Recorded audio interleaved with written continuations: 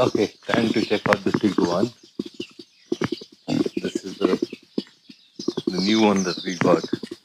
It's to replace my aging Outlander, and it's petrol, so that really helps. Well, I've done already quite a few tweaks on the VCDS on it, so I'll show you guys that in a bit. The interior space is huge in this car. So let's put it to my father's height. He's about 6 feet and does tend to sit a little bit back. So this is his seating position. And the rear door is humongous. So this is the rear seat. Good leg space. You got the third row in the back. Pull this as a third row. You get the luggage cover. It's actually a pretty big car. And it's got the same quattro all-wheel drive system that Audi has, but Volkswagen calls it Offroad Modes. So let's check it out.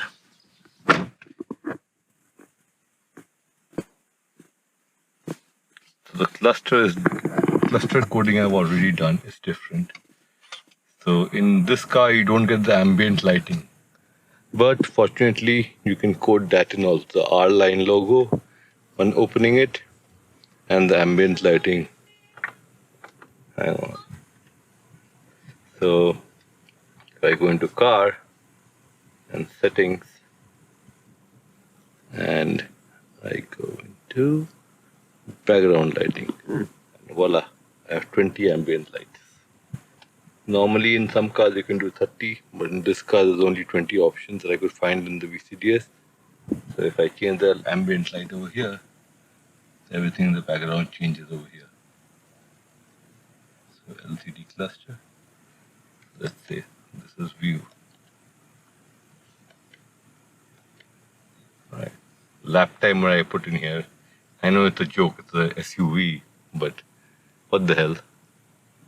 Driving data, assist system, audio. So now if I change the color over here, see all the colors of the digital display. Now these colors you can customize depending if you have the RGB code of any color you want. You can put it here and everything will change in the background over here. Now just for kicks, I added hot pink. So should be interesting when you turn it on. Right. Then infotainment is more or less same as the regular Octavia. So you do get a few little extra tidbits over here. You actually get the camera, the road camera that you can see over here, and it can do lane assist. So let me just show you guys lane assist. Assist systems. So yeah, so I can activate lane assist in this car, and the front camera behind this mirror, it'll try to read the lane markers on the road, and it'll correct my steering wheel left right to ensure I am not veering into some other lane. And it does it pretty well. I tried it, but the problem is in India the lane markers are half there, half not there, so it's a double-edged sword, but yeah, it actually works. It works very aggressively also. If you try to, go into this wave into any other lane, it'll automatically correct and keep the car straight. So I'll just turn it off for now. That's one new feature this car has. It also has a different entertainment system. So normally Octavia has 2 SD cards and there's no CD drive or DVD drive. This one has the DVD drive, and you can play DVD video in motion in this car already. Not video in motion as such, but you can play the DVDs when you're standing still, and when you're moving the DVD switch off. Okay, so that's the interiors of the car. Automatic parking brake, hill hold. So you got actually have very nice settings over here. So you got, along with the normal eco, sport and individual mode, you also got different driving modes. You got snow driving mode, you have normal driving mode, you have off-road driving mode, and you have off-road individual driving mode, in which you can set the various differentials to do different things. So now let's just turn it off. show you some cool features of this car. So yeah, that's the stopping animation. Yeah, I'm gonna leave it pink. It should be very, very entertaining when he gets in.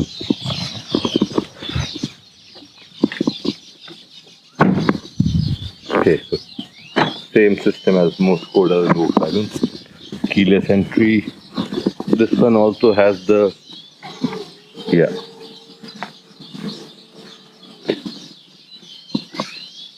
auto up and power tailgate closing.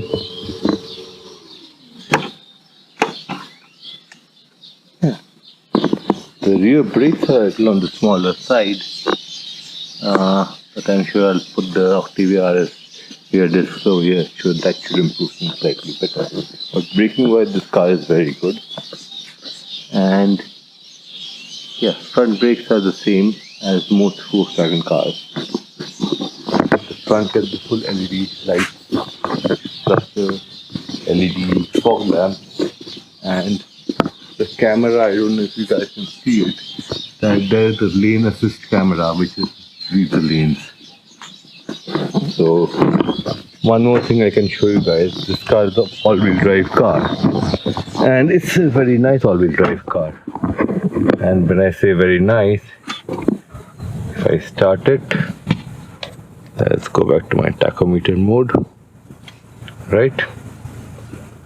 I hit the mode button, sport mode, I go to settings, okay, I go to settings, ESC system activated, ESC sport, left foot on the brake, put it in S1, launch control, yeah baby. So 3000 RPM is max, it'll hold to. Obviously I'll not launch the car, it'll go straight into the wall ahead, but yeah, we got launch control. And this is from the factory, I didn't code anything in it, so it's perfectly interesting to see. Okay. It also gets the Carnet stock, I don't know what, it's basically online services by Volkswagen. It doesn't have the ability to do it in India because the service is not available here, but eventually I guess they'll launch it. Also gets these 3 buttons. SOS will call the police or the ambulance services. You can program that here. You got this button is linked to the Carnet, so any functionality you can call. It's supposed to allow you to call the workshops that you have programmed in the car. Information it'll give you the traffic information display. Another thing, very interesting thing, it has the full panoramic sunroof. So, and it's powered, and this thing is huge.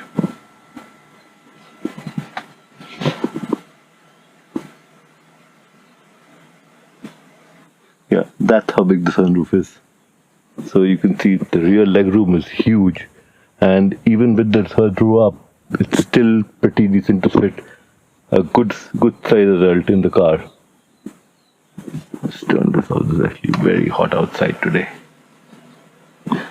So yeah, that is the Tiguan. So one more little thing is that it actually has the hood release on the right side, unlike my Skoda, which is annoying. But yeah, the hood release. We just close the door.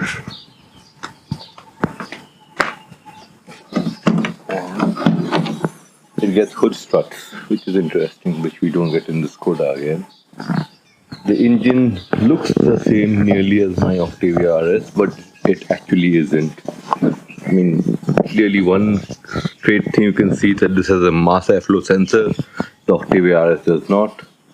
I'll do a detailed video, much more detailed video on the difference between this engine, which comes in the Superb, the Tiguan, and the upcoming Passat, and also the upcoming Kodiaq, versus that engine, which comes only in the Octavia RS 245. There's some very significant differences. I'll cover that in a separate video once we get the covers off. Yeah, the interesting thing is this bay can fit a 2.5 liter engine very well, the TTRS engine. So yeah, let's see. Alright guys, that is more or less it about the Tiguan. So yeah, so it does get the rear wiper too. So interesting.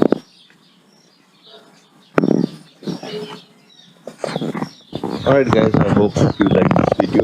Let me know if I'm going to make a lot more detailed video on this car, on driving experience and all. So that will come eventually, and it should be interesting to see how I can mod this one. I obviously will not go batshit crazy about this one because it's a family car. But you can do a stage 1 map and some intake filters and all. That should get it to about 270 to 260 horsepower, which is good enough for this bigger car. Alright guys, take care. Bye.